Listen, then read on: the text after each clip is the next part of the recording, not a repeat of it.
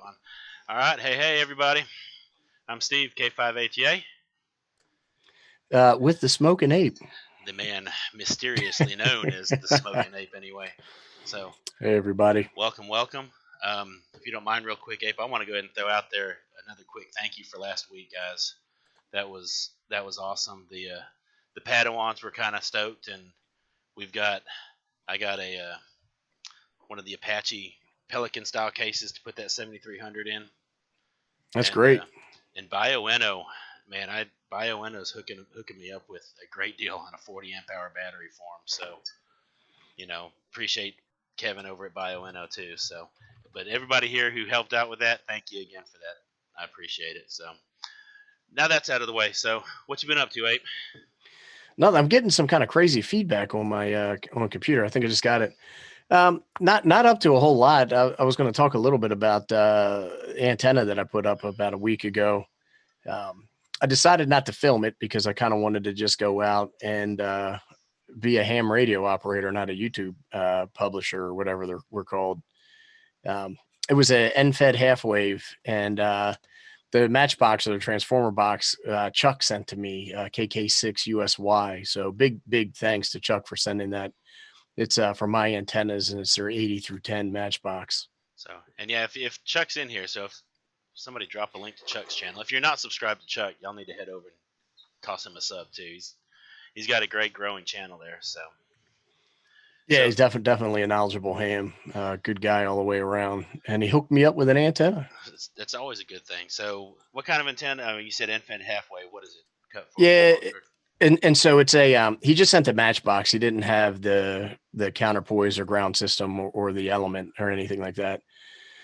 So I cut a element. I think it was 66 feet and 4 inches, and then I folded 8 inches back.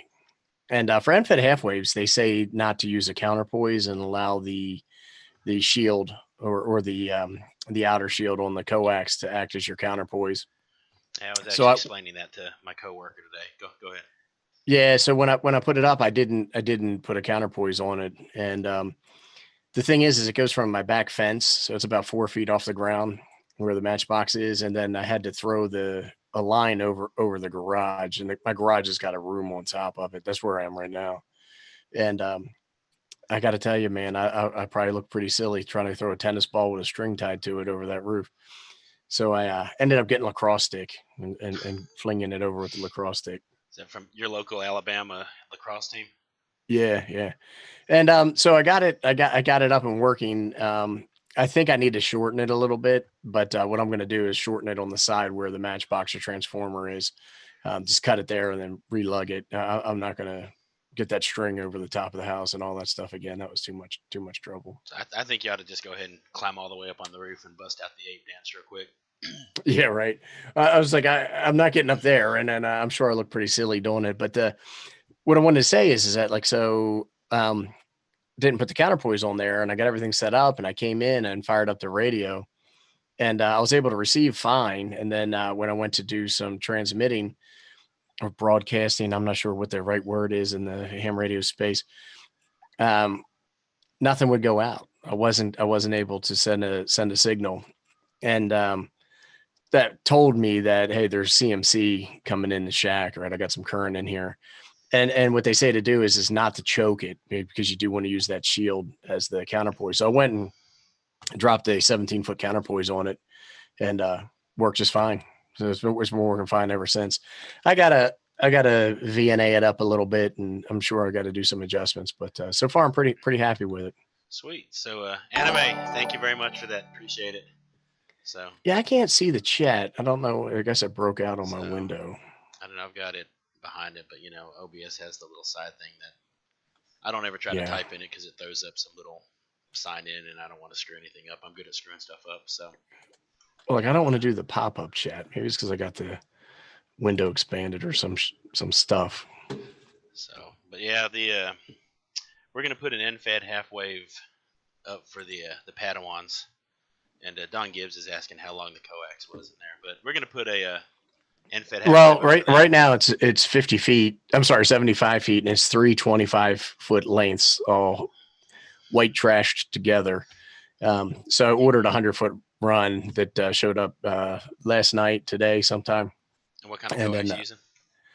I'm gonna hang my head in shame. It's just RG8X. So, So I'll run that tomorrow, most likely, and then we'll see what happens. so your logging. So he's asking me what logging software I'm going to use for the Padawans. That's So funny. yeah, I'm actually going to, believe it or not, start them out on the paper log. So What's how you roll? Paper log, right? roll with the paper log, and then I've got N3FJP that I've got a subscription to that I'll look at that. But I have an old iPad at school, so I may actually throw Hamlog on there just to keep people like Mike happy. You got to pay like $1.99, right? And they're I don't think so. I put it on there the other day. In fact, I took a picture of it and I was gonna throw it in the Discord, and then I just didn't. I was like, hey, look, I got Hamlog just so Mike doesn't gripe about it. But well, I would expect Apple to charge you per contact. yeah, they probably will. It's probably in the fine print, the 87 pages that you have to check off and say. But yeah, I've got two of those NFET half waves, and the other one I'm actually just going to keep in the little orange Go box that for the Padawans, because they're going to limit what I'm allowed to do with them as far as in the classroom and whatnot. But it was hinted relatively heavily that I could take them outside and play radio. So we're going to go outside and do football fields on the air, and we're going to have a whole new kind of podium. Instead of Parks on the air, it'll be Padawans on the air. Well, the thing with the NFET half waves is like, so I have mine cut for 40. I couldn't go any bigger than that. And that's 60 some feet, right? So, I mean, that's not a trivial task getting that up in the air. You're going to need some kind of pulley system, anchor system, or something like that. You want to get it, the end of it, I would say at least 30 feet in the air, right? Yeah, and what I'm thinking I'm going to do is I'm just going to tie it off on the top of bleachers and then operate down at the bottom of it. Gotcha. That's a good idea. I might rig up a way that as soon as football season's canceled or over or whatever ends up happening with it, and then doing that. Actually, Mike said make an antenna out of the goalpost. Actually, I thought about just to see, will it antenna, just to play with the goalposts. But well, yeah, what's interesting about that is so the fence in the back of my yard, it's called a trail fence, and I don't know what that means, but it's like a wooden fence, and it has a like a 4x4-inch mesh on it. And what I was thinking is that I might go out there and actually, sand some of the finish off of that, and then ground the antenna to that fence, and see what happens. So let's scroll up real quick, see who we've got in here, then we'll kind of get rolling, I guess. So not that we hadn't already been rolling. I know we got several of the Dons here. Clark, Mike Smith, Tim W8 Nuggets here.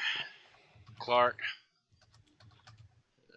Let's see, Jim Greer's here. There was somebody, Bill Crow's here. I'm trying to find where his comment was.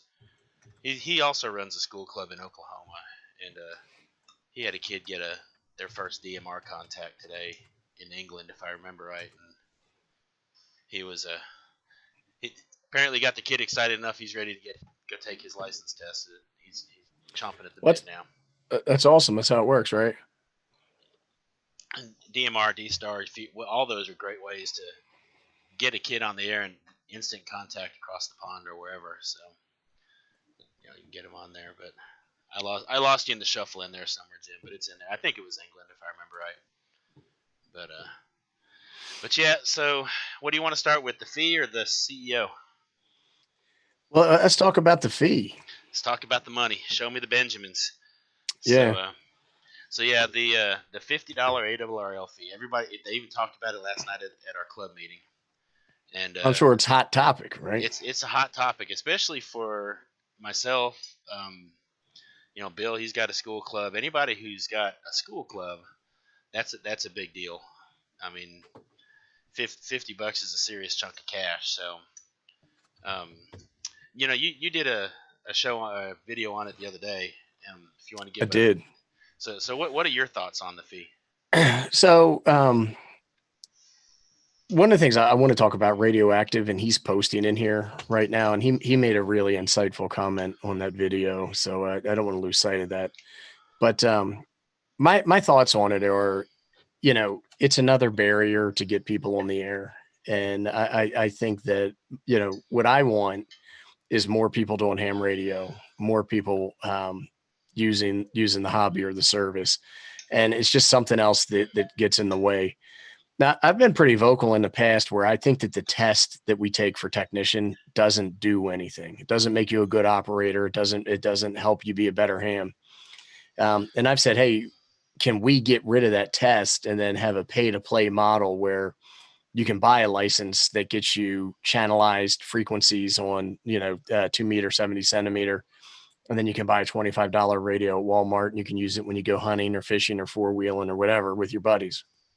Um, I'd be in favor of something like that, but people are telling me, hey, when you pay $50, it's for 10 years. So it's $5 a year. And it's not really, right? Because what I, if I upgrade? What if I get well, a yeah, vanity call sign? It starts to compound, and I just feel like it's too much. But I'll let you go in a second. I'm sorry for rambling, but no, you're good. what Go. what Radioactive said is he actually came out and he listed a bunch of the licensing fee structures that used to be in place in the past and what those translated into 2019 dollars. And people were paying a lot more for licenses in the past. That's for sure. Yeah, and I commented. I forget somebody's forum, maybe KB6NU's. One of the guys that they've got a forum and they blogged it, and Right. and I commented in there, and I was like, $50 is a lot of cash for it. Well, basically anybody who's still in school of some sort, whether it be college, high school, or my guy's case, middle school. $50. That's a good bit. And yeah, we Clark. fold that we fold that YouTube paper, right? So I mean, it ain't nothing to me, but Yeah. Well, that's actually what one guy called me out. He goes, "Man, if a 10 or 12-year-old wants to get their license, just pay their $50. Don't be cheap." And I'm like, one person maybe, but I but tested 10, I tested 45 last year and had 26 pass. right. And so I'm like, 26 times 50. Do the math on that real quick.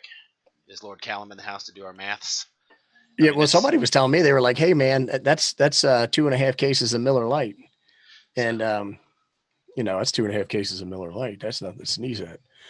But that's a lot but of at the end coffee of the too. day, like the $50, I'm fine. I can pay that. It's not a problem for me. Where I see it as a problem is somebody new to the hobby and it being a barrier to entry, and that's my issue with it. And what are they going to do with the money? Like, where's it going to go? If it's going to be betterment of the hobby, then that's a different story. But I just, I don't know. Yeah, I don't know that it's going to the betterment of the hobby. They're not going to buy any more black vans to go DF these guys that are stomping on All right. whatever frequencies they're being turds on and whatnot. So it's not gonna, I don't think, end up helping anything. It's just gonna line some staffers' pockets and whatnot. And like David's saying in there, if you're an adult with a job, okay, yeah, it's painful, and it is, it balances out to $5 a year once you're done testing. Well, the one But example that I've used in the past is about I've used it when people hate on Baofeng radios, right? And we all know what Baofengs are, and we know how good they are, right? But it's like the Miller Lite of beer. exactly, exactly. It's more like the Keystone Light. But what people will say is that I won't use a Baofeng. I have pride in my equipment. And I'm always like, what about the guy who has a minimum wage job? He's got two kids at home and he wants to get into emergency preparedness and he wants to get a ham radio. Are we really going to shame that guy for buying a Baofeng?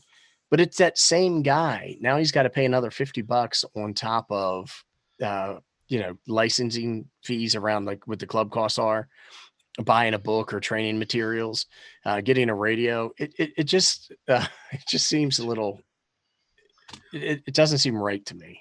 Yeah, and especially a lot of people, they get that tech license and they want to upgrade pretty quick to general. It's like there's another $50, and Izzo's in here and he did a little quick English maths for us. 670,000 hams in the U.S. times $50 is 35 mil. That's Right. that's that's a lot of your 6 gold medals right there, man. And Well, and it's actually more than that because that's $600. That's just for renewal fees or whatever, and application fees. But every time somebody upgrades, they have to do it. And half the time somebody gets a ticket, boom, they instantly want that vanity call. There's another Yeah. $50. Well, I think that maybe the mindset is that, hey, it's a bunch of rich old white guys. They can afford the $50. But at the same time, they're talking about more diverse groups of folks in amateur or ham radio, and part of that is underserved or marginalized communities. And I just don't see why slap a $50 fee on them if you don't need to. Maybe a $10 fee is appropriate. Tio says $50 and fangs included.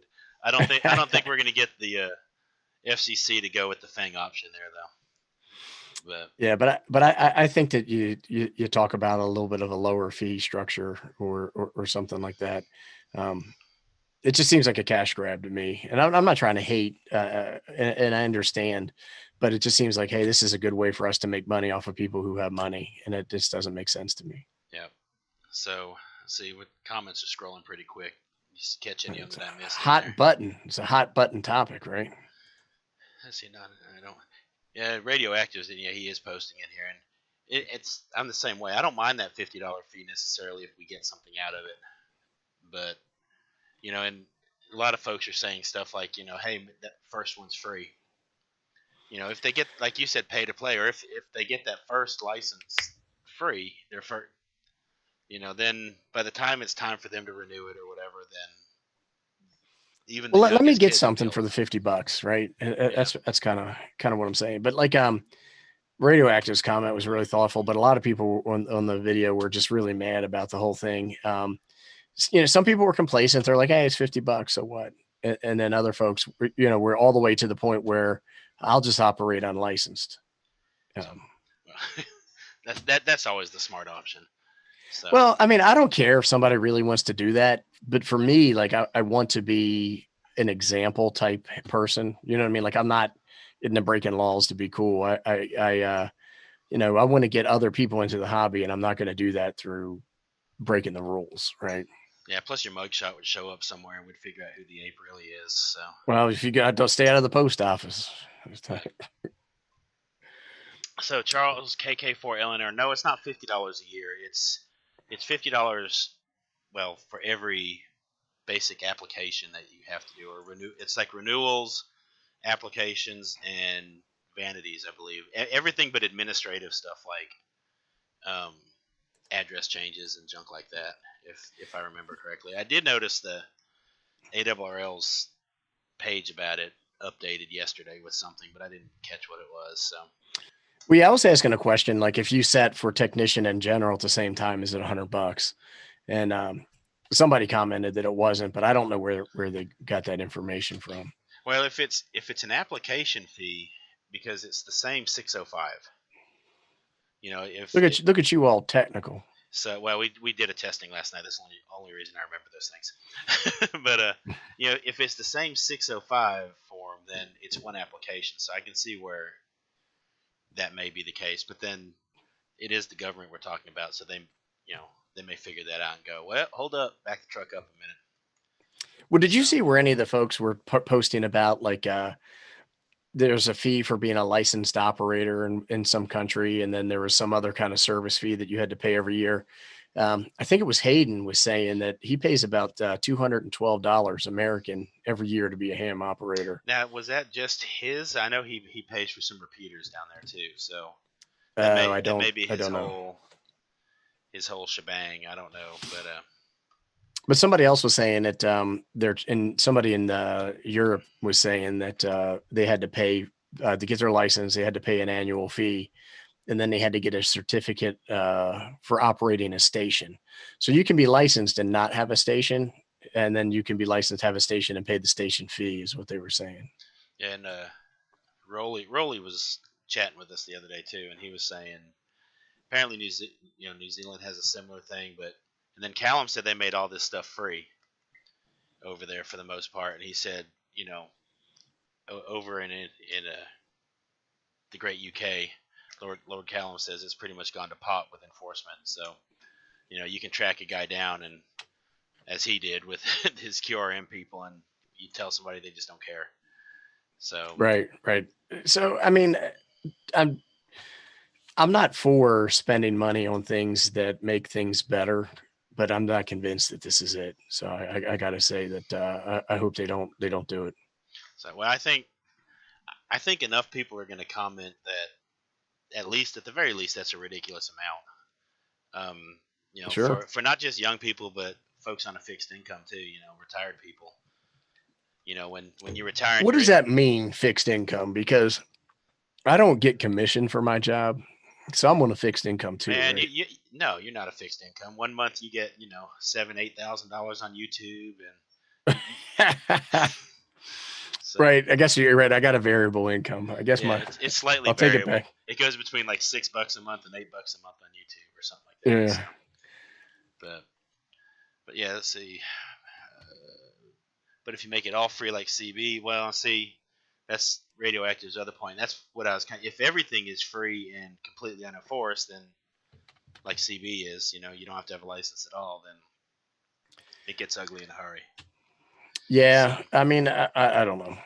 I like CB as well. So I mean, I don't mind CB, but there's no doubt that some parts of the country are a little rougher on CB than others. I mean, I don't hear sure. any trash here at all, but I know that when I lived in Dallas, there was a bit more trash and whatnot, talking and words I wouldn't want my younguns to necessarily be hearing on the radio. So Yeah, but I think it Dave Brown's in there being hilarious right now. I think it's you know part of the culture though, right? Like the thing is that with I don't want to say ham people are different than CB radio people because they're all radio enthusiasts, right? But I don't know. I don't know what I'm saying. I well, guess I'll just stop. I'm kind of leaning the same way. I think there's I guess a perception or a misperception out there that, well, it's not necessarily a misperception. Some ham people do consider themselves to be superior to people who just do CB, Mm-hmm. and so I don't know if that's, it's like one of the other comments somewhere said, well, this is, $50 fee is a speed bump through for people to get there, and I was like, well, for some people it's a wall, but you know I'm just hoping it doesn't, because a lot of people are in favor of this $50. They're like, hey, if it keeps out some of the people that don't really want to be a part of the hobby, and to me that's just the wrong approach. I mean, Well, like the pool, I belong to a pool, a swim club, and I in the didn't know they had summertime, those in Alabama. we got a few, and they were talking about raising the dues like $50, $75 a year, and I was all for it, right? And it's just because I'm like, look, a lot of these people come in here with 25 kids that aren't theirs. It's every kid in the neighborhood, and they run around and they make a mess and they start all this trouble. And they pee in the pool, and Right. And I ain't trying to do that. And so I'm like, I'm fine for raising the thing there, but I think with ham radio, it's a little bit different. Like, it needs to be more inclusive, less turning people away. We need to be more welcoming, and it needs to be more approachable. And I just don't see how this helps that. And I don't really care if we channelize a portion of 2 meter and 70 centimeter, and it becomes like CB radio. Um, for Izzo's hilarious. yeah. For me, it's just about getting people using radios and get them on the air, and then get radio part of their daily stuff, right? Yeah, Gibbs is saying we don't have pools; they're called ponds here. Yeah, So, he's your neighbor over there. So, I'm telling you, everybody's telling jokes. They all got jokes today. so, but yeah, I just, like I said, as long as I don't know, I'm just hoping for some workaround for young folks and elderly folks who are on a reduced, I won't say fixed income, a reduced income, because it's the young, especially, there's a big push to get more ladies into the hobby and whatnot too. And I had, gosh, 20, I think it was 11 girls got their license last year. But it's like you said, it's one of those marginalized populations where some of them will take a test to try it out, but not sure if it's worth $50 to try it out. So, it's just kind of the walk the line, I guess. David Brown says funniest chat in amateur radio. Oh, you're muted, man. Dang. So today, like you have to memorize the question pool, right? Because there's ridiculous stuff on there, like that asks you questions about Echolink. Like that was one of the ones that really stuck out to me is that do I need to know how to use Echolink in order to be a technician? But it's a question. And so people memorize the question pools. It doesn't help. You go and take this, and then you got to buy a radio, and then you got to figure out how to use it. Just tacking $50 on there is just one more hoop for people to jump through. So yeah, in fact, a gentleman last night that he tested for his general, and he's a former student of mine. I guess 2 years ago I taught him, and had his technician. He memorized the question pool and showed up. And last night they had didn't really have a program per se. Somebody brought an antenna in they built, and they wanted some help tuning it, and which that's kind of what clubs are for. I thought that was cool. So somebody brought an analyzer in, and they were showing people, who didn't know how to tune an antenna and whatnot. And I mean, he had memorized the question pool, and he's a smart kid, but right. he didn't get even some of the most basic antenna things. I mean, he had read about a dipole, and he had answered questions about a dipole. Right. But it's that Well, basic stuff that it's just a memorization test. It depends on what people want to do, right? Like, so I've been on HRCC and I've seen generals ask questions like, "What should my SWR for this be?" And ask questions that they really shouldn't be asking. But I was a technician for 4 or 5 years, give or take, until I took the general test, and I 100% admit I memorized the question pool. I took the test on hamstudy.com's app or org's app, and I got like a 75, 80 or something like that. And then I just kept taking the test over and over and over again. Memorized it. And when I took the test, I got 100% and I finished in 9 minutes. And they were convinced that I cheated. They were like, "Where was your phone?" And they were asking me all these crazy questions. But I memorized it. And I don't know if that makes me a worse ham, makes me a lid or anything like that. But You're like Stan, man.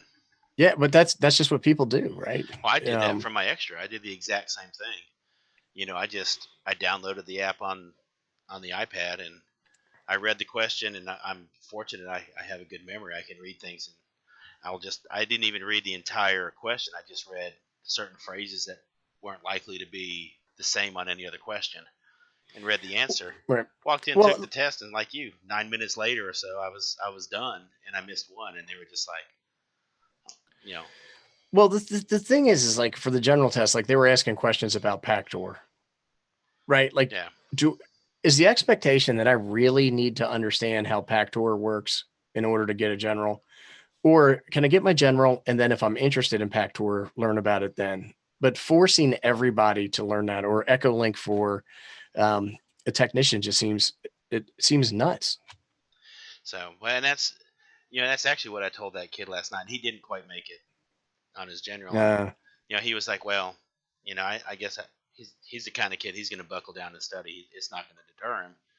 But at the same time, he's like, "Some of this stuff it makes no sense to me." And that's because you really don't learn that stuff till after you get the license. I mean, but you don't have context, right? Yeah, there's no context to it. He's gonna have to get in there and mess with it and figure it out as he goes. So, but let's see. Oh, Kate MRD's in the house. T.O.'s in there. T.O. said something I wanted to comment on. I forgot. Oh, 700 questions for extra. T.O., yeah, it doesn't take as long as you think, though, man. You download that app, just read the question, read the right answer, and roll with it. I was done with that test in no time. Well, for general, I just took the test 3 times a day, give or take, for about 10 days, and it was memorized. So, yeah, Izzo's saying the same thing. You learn more after the test, real world. Jim's got a jet early, so appreciate it, Jim. See you later, man. Yep, take care, Jim. So, unless anybody's got any comments they want to throw in there as we migrate over to the next convo, which is ARRL got a new CEO. Yeah, Dave Minster, is that his name? Yes, and I've got his. We're gonna disappear for a minute, which if you need to pick your nose or something, now's the time, so you're off the screen. Sweet. All right, so NA2AA. This is his QRZ page. I've been kind of swapping some emails with him over the last few days, several days, whenever, and seems like a genuinely nice guy. I mean, I hit him up with the obvious questions of what are you going to do to help get more kids on the air, and he was completely on board with that. So I thought that was cool. I'm Well, he not. seems like he's that type of person. Granted, I just read his bio or whatever, but he seemed like a pretty good dude. Well, and he's actually out there operating. And I mean, dude, if you've read some of the stuff he his home station is fairly simple in his words, and then it's two Elecraft K3s linked by a micro ham, along with OM Power 2000 amplifier into an offset center fed dipole at 50. I mean, he's got a spider beam mass. What's it? He's got a satellite station FT840. His fairly simple station is impressive in my book. So, but he's Well, apparently mostly a CW guy. So simple is a relative term, right? What's simple for one person is not for another. But I'm with you. What I liked about him is he was talking about things like he wants to see a digital transformation in the ARRL, and I think what folks mean by that is they want to make it. You don't have to wait 2 months for the meeting notes to come out, right? Like you want to make things real time, easy access over the internet, app things, and make it accessible and easy. And I like the fact that he has so much diversity in what he does from a ham, right? Like that in the write up, it talked about he likes to chase the birds. He's into digital modes, just that kind of stuff. And I find that refreshing over the, hey, if you're not doing CW or AM or single sideband, then you're not a ham. yeah, he's definitely all over the place when it comes to what he likes to do. So I wonder what kind of challenges he's going to face with people who have that more of a legacy mindset. DMR is not ham radio, and this well, guy I mean, seems like he embraces that stuff. yeah, he does, and we'll go and throw it out there now because he's already said he's a huge YouTubers Bunch fan. So How could you not be? yeah, how could you not be? In fact, one of the emails that he and I were swapping, he called himself a fanatic of us. So score, we're back. Well, I'm sure it's my channel that draws him in the most. It is. It's the fact that you live so close to him up there in New Jersey. Well, he's probably a Miller Lite fan, to be honest with you. So, I mean, he looks like that type. That may be a stretch. But I don't know. yeah, since you brought up YouTubers Bunch, there's a couple things I need to throw out real quick. Tomorrow night on Ham Radio 2.0 is our YouTubers Bunch show. It's an hour and 45 minutes. It's a long one, but it's a good one. Yeah, it's antenna special, if I remember correctly. Yeah. And so just make sure you get your popcorn and your beverage of choice and sit down and strap in. Don't forget your cigar, Izzo. Yeah, immediately after that, T.O. is coming on and he's talking about some storage. And then Friday night is the Adam is got another one of his mountain adventures that he's going to be posting. That one looks like a good one. I've really gotten to where I like his little 30-second tips he's throwing out there. Those are pretty cool. Well, this one ain't no 30-second tip. No, it's not a 30-second. It's still uploading from what I understand. It's been like 4 days. Yeah, he's a pretty clever, inventive fella, and I definitely enjoy having him around. And then Hayden down there, our buddy from Australia, he is doing a show at 7:00 Central Friday on the Women of Ham Radio, and I believe he's got a few folks that he is going to be interviewing. So just want to throw those out there. So yep, should be another good night of ham radio tomorrow. So I'll have to I have to cut grass first, but something I was gonna throw in there about that. It'll come to me. I do want to back the truck up real quick to the fee because when I switched over to this window, I forgot I pulled this up. The FCC calls it a nominal fee. Yeah, I tried to highlight that in my video. And so I've got the definition of nominal up here, and the two definitions or the two main definitions are existing in name only. Well, it's not just a name; they're going to get the money if they take it. Or a very small, far below the real value or cost fee. I'm not sure that it's far below the cost is the. I don't know. I don't see how that's costing that kind of cash. But Well, I said it in my video. If it costs the FCC $50 to process an application, then they built their stuff wrong. yeah, so they need to talk to Google about how to do that a little more cost effective. They need to get T.O. and his Commodore 64 over there. There you go. T.O. I'm sure he could wire something up. Probably wire a couple somethings up for less than Yeah, that. so like the new CEO, I'm sure he's getting hammered by that, but he's it's just settling in the job. I don't know if it's fair to ask him to do stuff that quick of that scale, but I'd be interested in hearing what he's got to say about it. Yeah, well, I think he doesn't officially start till September 28th anyway. So he's I'm sure he's getting well versed. Sorry, I lost my coffee for a minute. I had to find my thermos, but you can't run out of this, and that's the end of the thermos, man. So we're gonna have to talk fast. Uh-oh. But I think he'll be all right. I mean, he seems like I don't think he's gonna be afraid to go in there and say, "Hey, it's time to modernize." And I know they're trying to modernize because I'm doing that lifelong learning project with them. So there is a core group of them that they are trying to modernize things. It's just they still have to drag along some of that other weight. Well, and it also everybody's terms. What does modernize mean to one person might mean something to somebody else. But if there's a board meeting, it shouldn't take 2 months to get the notes out, right? I mean that's the kind of stuff that stream that baby. That's what. Well, I just want more visibility into what's going on, right? Like if you have to have a meeting behind a door, document notes, agree upon the notes, and then publish the edited version of the notes, you're hiding something. Yeah. That's that's what I believe. I say just stick a camera in there, and we can show them how to live stream on YouTube. Congress does it. So hey, and if Congress is more crooked than they are, I'm pretty sure. So yeah. So I mean, why not, right? But all right, let's see what we missed up in here's the government. Izzo says, yeah, transparency. Unfortunately, Izzo, I don't think we get. Well, you know this. You work in a government dish kind of role. Transparency is not always all that transparent. It's kind of like communism. Some people are more equal than others. Right. As long as I get preferential treatment, it's okay. So, Bill Crow bought a Predator 2000 getting ready for a POTA. So that's one of those Harbor Freight generators, I think. Aren't those real? Are those the? Bill, did you buy one of the little inverter generators or a full size one? Because those full size ones are loud, man. The inverters aren't bad at all, but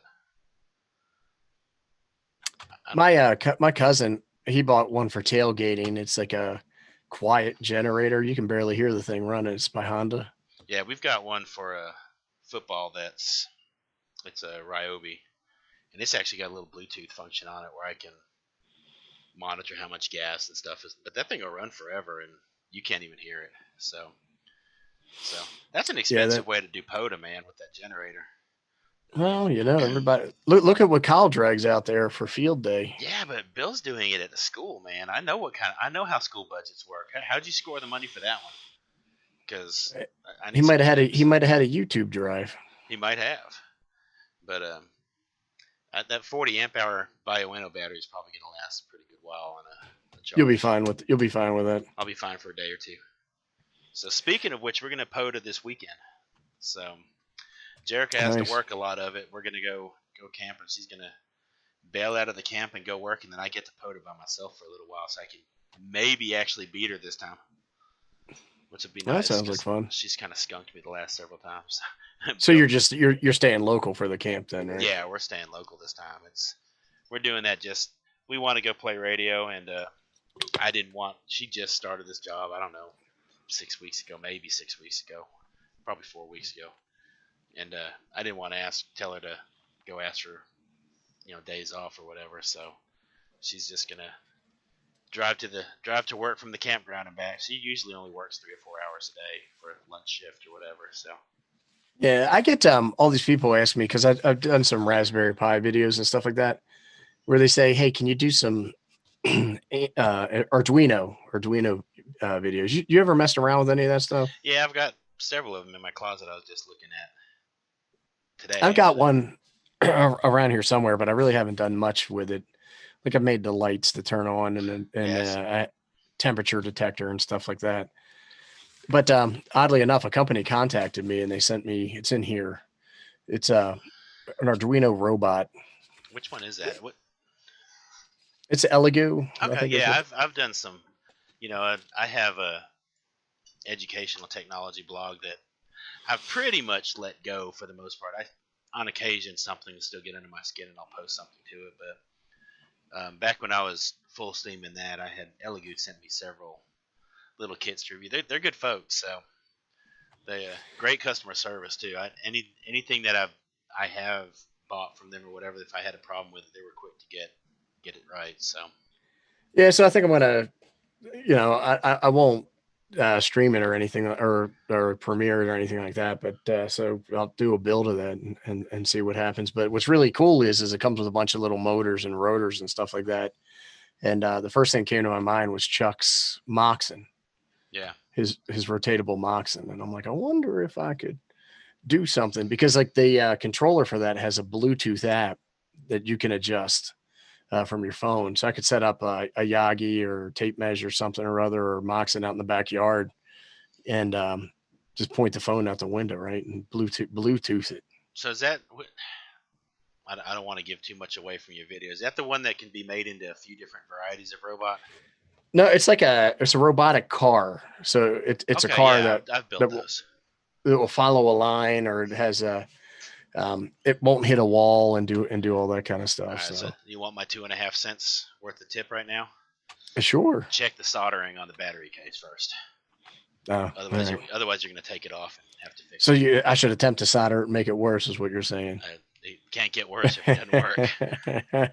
That's one thing. Now they may have fixed it. It's been a couple years since I've done some of their cars, but the first rounds of those cars that came out, that seemed to be the issue was the soldering on the battery case in there.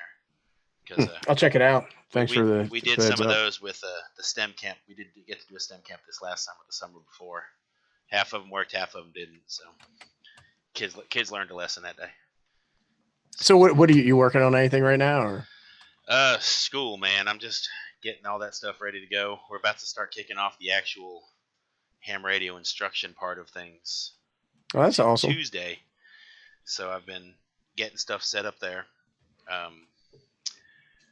Well, you're building a shack from scratch, basically, right? I mean, for the most part, yeah. It's I still haven't. I'm afraid to put up an antenna because I'm trying to change rooms, so I don't want something permanent up and have to move and estimate. Maintenance people won't let me climb on the roof. They have to do it. Well, so. what floor are you on?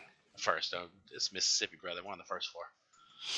So is there anything that you could with I mean, you just build that box for that end fed, right? Put it in the window, open the window up, Yeah, and that's run the in fact. wire out. Yeah, I actually just got a little SDR dongle in the mail yesterday, and so today was actually kind of like a virtual day where there were no kids. So a buddy of mine and I were kind of jacking around with radio stuff, and I did the same. I opened it up, threw the coax out, put the infed up, and was just messing around with the SDR little receiver dongle.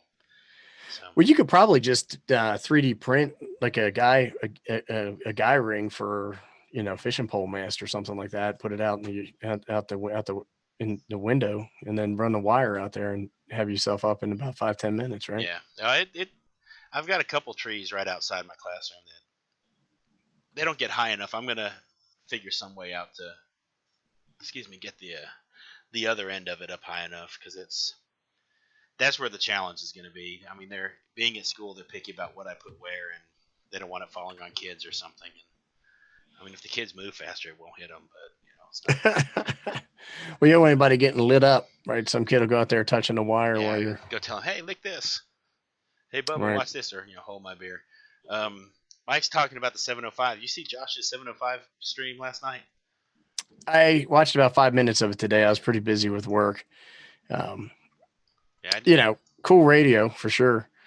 I didn't even know he streamed. I got home late, and I ran in here to post the link for our stream tonight, and I saw he was on there, so I hopped on there, and I actually could hear him all the way here in Mississippi from California on 20 meters on 10 watts. It was weak. He Well, could hear part of my call, and I could hear his coming in or and how out. much But gain does he have on that antenna, though? that's Right? yeah. Like, His well, he said he was pointing towards Wisconsin, which is just a wee bit to the north of me. yeah, But but you know, he's got the lobe coming out there somewhere. that It's ain't like you're in the woods with 10 watts with some wire up in the tree, right? I mean, it's a little bit of a different setup.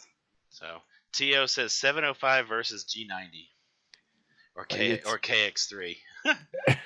Well, I've not played with the 705 yet. I can tell I like the look of the 705. I like the waterfall, but I was impressed with that G90 of Jericho's at the park too. So well, I think there's a lot of intriguing stuff about the 705, and I'm not saying it's not worth it, but I'm not plinking down 1250 for that radio. well, I don't have 1250 to plink down for that radio, so Yeah, that's right. not a problem for me. But it's the Izzo says nice radio, but he'll keep his KX3. That's one brand of radio I've never even touched an Elecraft except for at a Hamfest or whatever, and just going pretty dials. So Well, the thing is that the folks who have them really, really like them. You know what I mean? Like it's. I haven't really heard anybody complain about a Elecraft. So there's something to be said there. And it might be just because they spend so much money on it, they don't want to complain about it. But it's pretty compelling how happy their customers are. yeah, David Brown says it's the connectivity that makes the 705 cool, and yeah, it does. Like it's got its own little hotspot and whatnot. And Ray was on Josh's. I don't know if it was a stream or just a video they made the other day. I caught it, but showing you can connect to it when it's not you're not anywhere close to it and operate it with what's their remote software, RBS1 or whatever their. Yeah, so you got to pay another couple $100 for that, right? I think that's free. I think that's actually No. Their software is like 90. Let's Google it. I think it's like $99. Are you sure? Because I downloaded it on my Android phone. Maybe I'm thinking about the one that you install on your PC to remote control your 7300. Oh yeah, I hadn't gone there. I know that the app that I put on my other phone was a free download, RSBA1. So I don't know if it's free on the actual PC or not. To says it's difficult. How's it difficult? Just out of curiosity, I've not used it. I downloaded it and I was supposed to get the Bluetooth module for that 5100 to kind of play with it, and it hadn't come yet, so I hadn't played with it yet. But Gibbs says best way to get an Elecraft at a Hamfest is take the XYO by the Flex booth. When she sees the price, it's no trouble to write the check for the Elecraft. So yeah, you go to Flex and see the sticker shock, and then look, babe, this one's a lot cheaper. Yeah, and I'm not trying to come across as an ICOM hater. My 7300 is phenomenal. I love that thing. I just to me, I don't know what I'd love to have a 705. I just don't. I wouldn't love to spend 1250 on it. Yeah, I just can't spend 1250 on it. I'd love to play with one, take it out just to, and honestly, I'd like to do a side by side comparison with a G90 just to out in the field and just mess around with them and see. To said, yeah, it's $100 for it on a PC. So yeah, but let's see, Adam. Chuck likes his 857 still. So well, what's funny is some folks are like, hey, I'm getting an amp. The solar minimum is killing me, and I can't do what I want to do, so I'm buying an amp. And then they're like, hey, the 705 is awesome. You know what I mean? And it's a QRP rig. So I just don't. I'm undecided about it. I want to see some more videos. I got to check out what Josh was doing with it. Yeah, he's gonna do. See what's going on. Well, obviously he'll do a buttload of them. Of course, but and a lot of videos were popping up over the last couple of days, so it'll be interesting to see what happens. Tio says, put it this way: I have the RSBA one, and he hasn't gotten it working yet. Tio, that's because it won't run on a 64, man. Yeah, that's what I was wondering. On the Commodore 64. Did it come with a floppy drive for him or what? Actually, I think the Commodore 64. No, that's the Trash 80. I think that had the tape drive. Yeah, I had my Commodore 64 when I was a kid. I had a cassette drive for it and a 5 1/4. So, and if I remember right, you had like a cartridge slot on that thing too. You could slam one in. Like So, an 8-track, yeah, right? You put an 8-track in the back. but yep, put the BGs or whatever in there. Yeah. So, yeah, Josh did a lot of. He was like a kid in a candy store with that thing. I couldn't watch it the whole night because 5 o'clock comes early to get Well, I up. did So that G90 FT8 video, and I got to tell you, the first time I was trying to set up FT8 to work with the G90, at that point in time, I was wanting the 705. So, yeah, like I said, I've only gotten to use Jerica's G90 a couple of times, so we're gonna take it on this POTA too, just because Cool, it's should be fun. easier to carry. So, and maybe It's a fun radio. Yeah, it's a fun, and it'll apparently tune up just about anything. So, but I think that's about it, man. Unless you got anything else you want to discuss in there. No, I didn't. I think we covered everything. Appreciate everybody taking the time to watch, and appreciate having me on the channel. It's always a good time. Always a good time. Anime, thanks again for that super chat, and everybody, thanks again for last week. That was awesome. Yeah, T.O. Jerica, well, Jerica generally has to be with me to use the G90. She doesn't let me touch supervised. The box. You got to be supervised, right? Yeah, but see, she's got to go to work for a few hours, and the G90 is still going to be there set up. So I'm just saying, those things you don't really want them to cool down and warm up and cool down again. So I'm just going to keep it warm. Keep it hot. Keep it hot. Keep it hot. Make sure it it stays good and warm. So. But no swim trunks for a donation to Steve. I'm hoping you're talking about Ape in the swim trunks because he's the one that all natural is the only way to do it, right?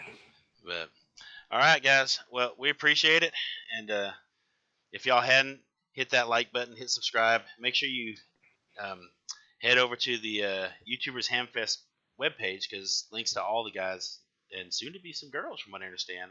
Actually, is Astralea's link on that page? I don't know. I don't know. If checked it's not, you got to look up Astralea, get her a sub too, because she's making some cool stuff. So give them a sub, and we appreciate it. And we'll see y'all later, man. Thanks, everybody. Thank y'all. 7-3.